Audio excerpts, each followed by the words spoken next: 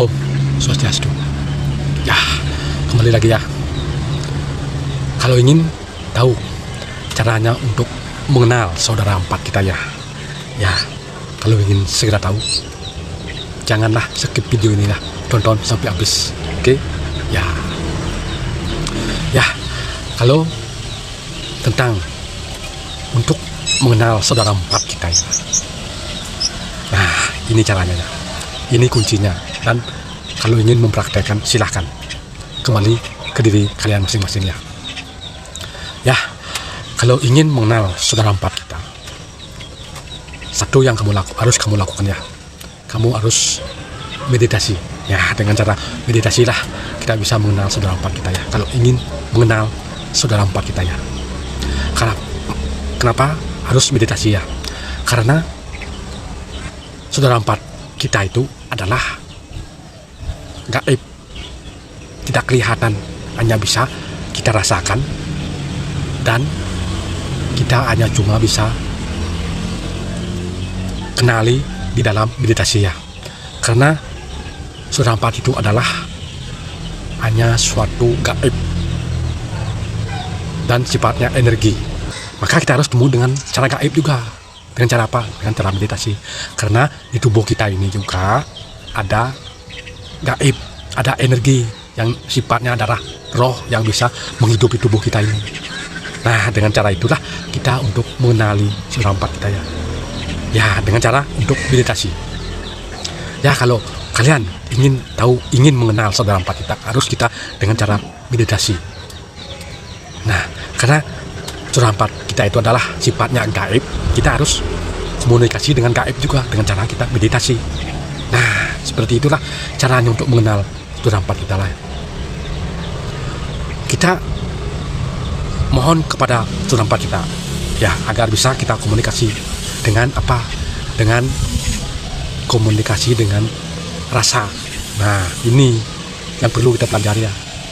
Dengan rasa, hanya cuma rasalah yang bisa menghubungkan kita dengan saudara empat kita ya. Nah, dengan cara itulah caranya. Kalau ingin praktekkan, silahkan praktekkanlah dengan cara meditasi untuk mengenal saudara empat kita ya. Kalau ingin mengenalnya ya. Karena hanya dengan cara itulah kita bisa berkomunikasi dengan mereka ya. Dan hanya kalau kamu ingin tahu, hanya kamulah yang bisa merasakan bagaimana, di mana keberadaan saudara empat kita itu ya.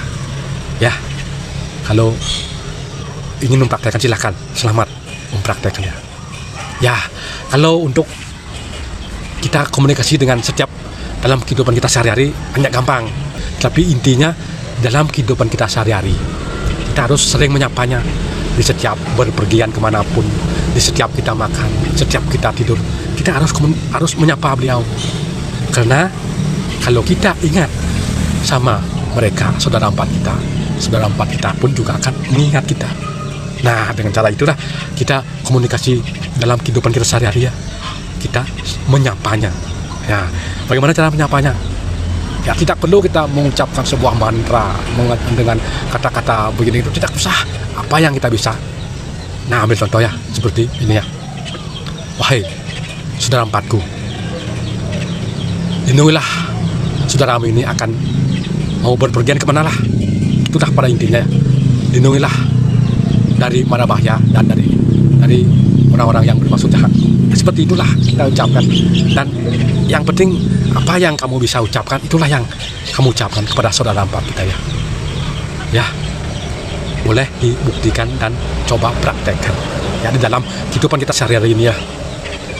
Walaupun di saat kita makan, di saat kita mau tidur, tetap kita sapa mereka. Wahai saudara empatku, lindungilah saudaramu ini dari mana bahaya, dari orang-orang yang bermaksud jahat.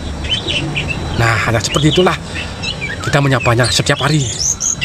Kalau kita sudah sering kita menyapa beliau, saudara empat kita, pasti saudara empat kita pasti akan segera membantu dan menolong di saat kita memerlukan pertolongan kepada mereka. Di saat kita susah, di saat kita mendapatkan kesulitan, bahaya, pasti mereka akan membantu kita dan menolong kita. Oke? Boleh buktikan dalam kehidupan kita sehari-harinya. Tapi itu sifatnya karena mereka itu sifatnya gaib, tapi mungkin kita tidak pernah kita sadari dan tidak pernah kita rasakan ya. Tapi yang terjadi tiba-tiba dan tidak pernah kita sangka, itulah pertolongan yang mereka yang menolong kita ya. Ya, sampai jumpa lagi ya di lain video yang akan datang ya. Kalau ingin lebih lanjut tahu keberadaan Sunan Ampel kita, tonton video berikutnya ya. Om Santi Santi.